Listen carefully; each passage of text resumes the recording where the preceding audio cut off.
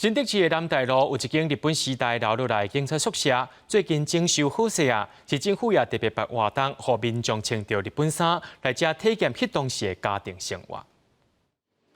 大家穿和服，暗念剧本，准备好势，连伊特别开始演故事咯。人家还分不出他是男的还是女的。我跟你说啦，我是因为身材比例好，所以看起来有164。怎么样？我穿个身高尺就124啦，怎么样？第100年历史建筑内底搬戏是第一摆经验，大家感觉真趣味。今天我是一个犯人，可能我今天是一个到古代的一个可能女生或美女或怎么样的，就我觉得蛮特别的。